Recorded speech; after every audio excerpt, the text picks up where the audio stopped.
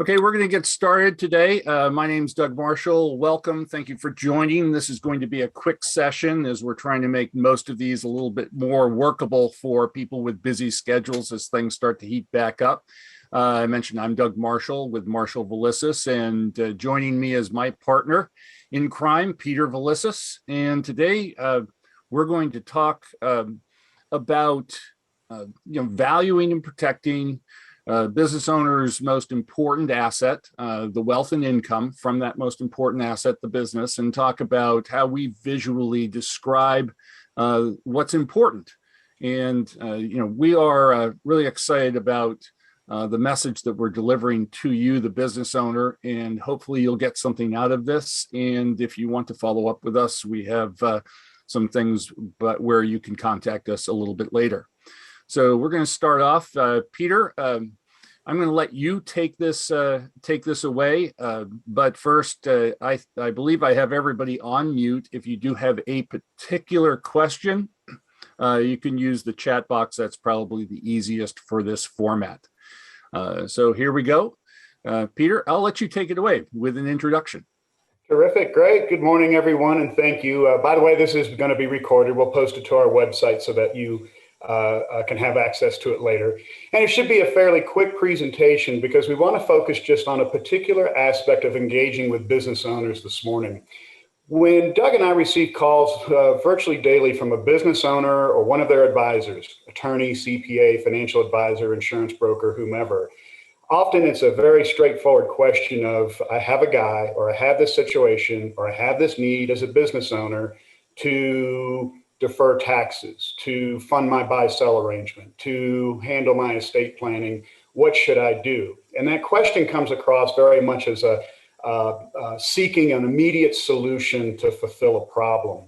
But what we know the reality is that when a business owner is asking for a solution in one of those key planning areas about their business, about their wealth, about the income that they're deriving from the business and the future of how they may retire or exit from the business, it typically, when you dig below the surface, is an expression of some frustration. This is a planning problem. This is something that needs to be resolved. And the owner feels sort of put upon that I'm not sure which advisor I should even be dealing with. I probably have to coordinate several advisors in order to solve this problem. I'm not even sure that the solutions are correct. I'm not qualified to know. And is this all there is to it, or will I be revisiting this problem time and time again?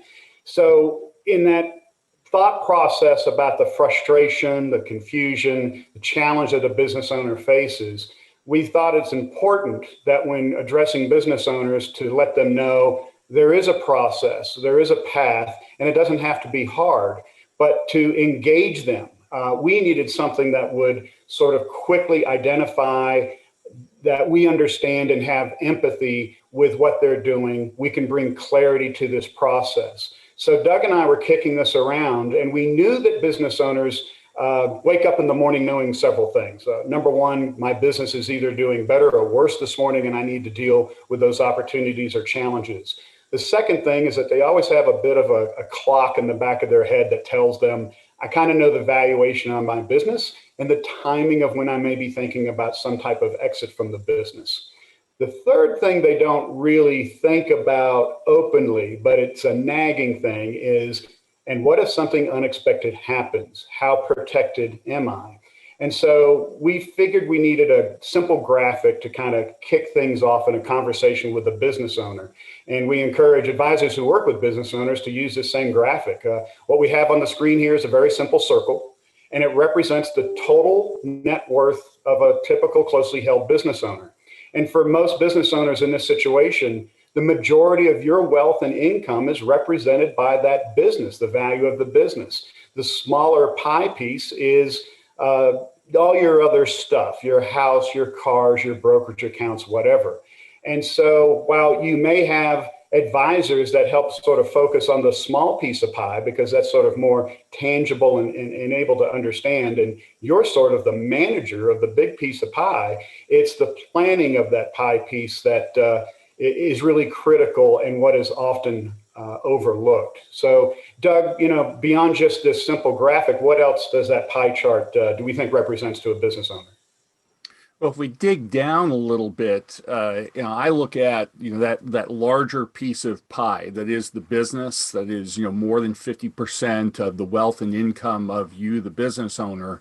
Let's break it down, into what does your business mean to you? And to every business owner, it's going to be personal, but there are some threads that run through this in the entire thought process. And that is, I mean, you're a business owner because you want personal freedom, financial freedom.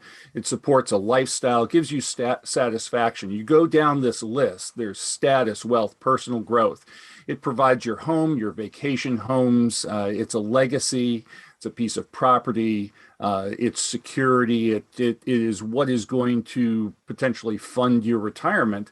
This is all of what your business means to you. And, if something happens where you are no longer able to work, a shareholder or a partner is no longer able to work, or something happens to a key stakeholder, a key employee, there's a lot of potential loss, and this is how we want to focus in on this. But, as a business owner, your business is not only important to you personally, you have your business is important to your family because it's providing your family's lifestyle. It's education, vacations, adventures, income, and inheritance, status, an opportunity to grow if your children or your partners decide to participate in the business with you. That business has a lot of meaning. So it's not just what the business means to you, the business owner, it's what it means to your family and, of course, your stakeholders. And we look at stakeholders as, people that are being employed by the business. It's the jobs and the income. Your stakeholders are also your customers. Your stakeholders are also your vendors that you do business with, the people that are selling to you, the business. It's something that is important to the community. It's security for the community because you're a solid base, you're an employer. And of course, for your stakeholders, whether they're your partners or your employees, it can mean their retirement, their vacations, their lifestyle. So, in addition to just looking at the pie chart as the pie chart where your business is your largest asset, we dig down and say, what does this really mean, and what are we really protecting? And we're not only protecting it for the business owner, we're protecting it for the family and the stakeholders. So, Peter, we don't just use one pie chart. We have a secondary pie chart that really gets to the heart of the matter, right? Exactly. The first pie chart was simply the business versus everything else. And when we have a conversation with our business owner clients, it's quite simply, look, this is you. And they understand that, correct? They recognize it, correct. That's the view of how my worth. The business is the most important part of my total net worth. So those planning challenges, again, whether it's in the buy-sell agreement or estate planning, retirement, deferring taxes, retaining key employees, whatever, represent challenges that go towards protecting the value and the wealth of that business, that biggest piece of the pie. So this second chart sort of emphasizes that there's value at risk if you don't have the proper planning in place, or if the plans that you have in place are uncoordinated or unfunded or incomplete. We'll talk about this in a second. So this is why Doug and I always talk about doing evaluation is critical to any type of planning request. You need to understand what that true value is rather than just a number in the back of your head. And within that valuation, there are components. The total amount would be fair market value. But what we're showing here to the business owner in the second pie chart is that there's value at risk, because liquidation value is sort of when everything goes wrong. There's a disaster, death, disability, divorce, loss of a partner, whatever unexpected event may occur. If proper plans aren't in place, you may, only end up getting liquidation value as the wealth of the business. And of course, that can be easily prevented. So Doug, why don't you talk a little bit more about valuation and what liquidation value really means? Well, flipping over from this pie chart to an actual example of someone that we're working with, we have a business represented here. This is out of a valuation report that we do. Most owners will have some sense of what your value is of the company, whether it's 2 million, 6 million, 10 million, you kind of have this sense for what the fair market value is or what you might be able to sell it for. And there are, three different ways that you can look at it: equity value, asset sale value, and enterprise value. We're not going to go into exactly what those are. But if you noticed in the previous pie chart, we had that big red area of the amount at risk. And the amount at risk really is defined by what is the difference between the fair market value, or one of those larger numbers, and the liquidation value of the company. Now, that's an extreme situation where something happens, the doors need to close, business ceases, and this is all the business is worth as a non-operating enterprise. And that is really what's at risk. And this is what we drill down to say, what exactly are we protecting for you, the business owner? What are we doing to make sure that we do not have this significant loss of value and income? And remember the list of all of the things that were important to not only the business owner, but to the business owner's family and also to the key stakeholders. So we look at, what is the equity value, asset sale value, enterprise value, and how different is that from the liquidation value? And in most cases, we're somewhere in the vicinity of about 25% of the value of the company is represented in the liquidation value. So there's usually a loss of 75 to 80%, sometimes 90% of the entire value of the company if something goes wrong. And this is where we feel the valuation is so important to you, the business owner, is to help put this into perspective. And then the problem that you're trying to solve. The numbers. You're not just assuming, you're not just guessing, you're not just using a rule of thumb. You have an actual value here that you can work off of and say, this is what I need to protect. So you're buying the proper amount of insurance. You're not overbuying and you're not underbuying. It just makes sense to do the right amount of numbers and then keep this up to date on a regular basis. So Peter, there are 4 areas of planning. We're not going to go into them really, but talk about, what we want to make sure happens, when we're looking at working in these planning areas. Right. So at the top of the presentation, I talked about how we get calls from business owners or their advisors, and they're looking for a tax strategy or funding a buy-sell, estate planning issue, whatever. We can pretty much break all of the planning needs and concerns that protect the wealth and income of a business into the 4 key areas listed here: succession planning, retirement planning, estate planning, and key stakeholder planning. Those 4 areas need to be coordinated.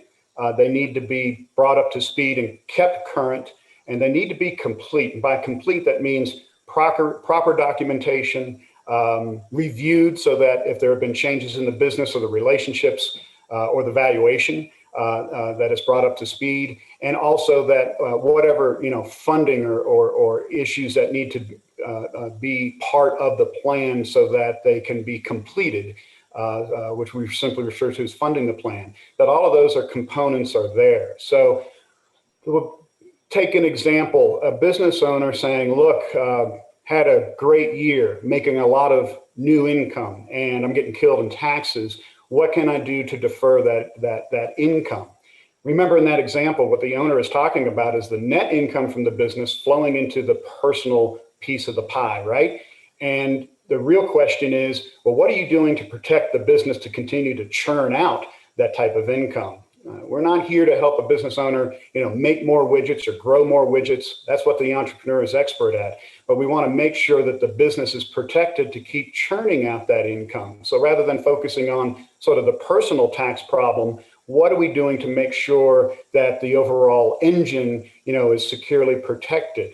We do something that we call a fire drill, and we want to ask a business owner, look, let's just run this through in your own words without looking at any documents that you may have in place already. Just tell us what would happen if you walk out the door today and something disastrous were to happen to you, death, disability, what have you.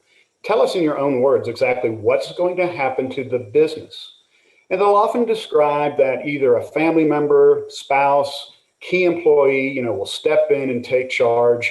Hopefully things run along smoothly. Maybe there's a little life insurance policy they bought years ago out there to provide some liquidity to manage events. But in many situations, an owner, if they don't admit, hey, haven't done my planning, right? That's the easy one. But for the owner that thinks, I've put some things in place, they'll give us a description. We then challenge and say, great, let's read the documentation. And we'll look at a buy-sell agreement, and it's often old and outdated.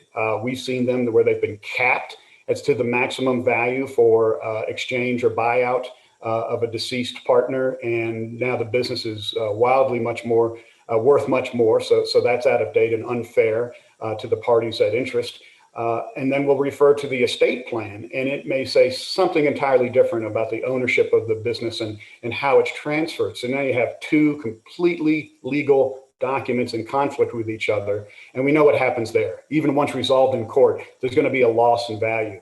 And it's so unnecessary, right? A simple checklist of looking through these 4 key planning areas and making sure they're constantly kept current, that they're complete, and that they're coordinated is what we call business value protection planning. It's simply an easy process to go through, and it takes the burden off of the business owner to sort of coordinate all of this activity if us or another advisor is managing this process for them. So we really talk about process, not solutions. By taking them through this complete process, then the proper solutions get put in place. Doug, that's kind of my spiel. What else have you got to add? Well, I mean, it's very easy to get overwhelmed with all the things that need to be done, as a business owner, to make sure that you're complete and coordinated. And, that's why Peter and I, why you and I, Peter, that's why we work so hard to kind of put these things in a simple format so that it feels like we can start to get our arms around and get the planning done that needs to be done. And, we spend a lot of time going back to this original pie chart just to put into perspective of what is it that we are trying to protect. I just wanted to add that if anybody does have any questions, just put it up in the chat box, because we're getting near the time where we're almost finished. But if you had a specific question, you can certainly ask about it.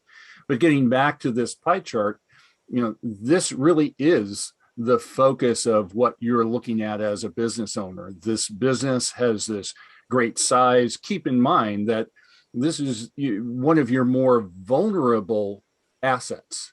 Because it is illiquid, you can't really change on a dime, what you're going to be doing with that business. Where, if you had an investment portfolio and the market starts to crash, you can do some different things to protect your downside. But with your business, it's highly illiquid. So we always go back and look at, hey, this is what's important. And then it puts all of the other planning in place. So just a couple of things that you can get from us.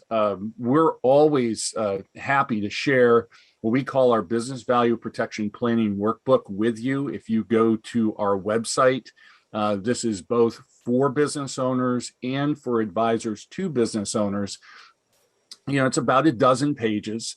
You can get it from our website. If you go to marshallvalissis.com, you can scroll down and you'll see where you can download the workbook. And, it's a good way to start thinking about your business from a value perspective, and then also get your head around, what are the 4 planning areas? What do you have to start thinking about? What do they mean? And then you can start to do some self-evaluation of what you've done. You can always schedule a call with us. We're always willing to talk to you either by a Zoom meeting or just by phone to answer any questions that you might have. There's no obligation there. So you pick up the phone, give us a call, or you could just email us and we can schedule something. And if you go to our website and you're curious about the value of your business, you can always start a valuation of your business. There's no cost to start that valuation. You will see an approximate number for the value of your business once you get into the process, and it's described there on the website as all. So if you're just curious about what it is, the value of your business, and you're curious about what you need to start doing, we do have resources that are free to you, available to you, and we encourage you to take advantage of that. So that's really what we wanted to communicate today. We will post a copy of this video on our website via YouTube, and we want people to start thinking about how they can protect their most important asset, both the wealth and the income, the business. I think that's got it. We're on the 20-minute mark. Yeah, so I don't see any questions, which is just fine. So we're going to wrap it up. Thank you very much for attending. And like I said, contact us if you do have questions, and we'd love to talk to you. Having a conversation is always great. Yeah. So thank you for joining. Have a Have great a great day. day, everybody.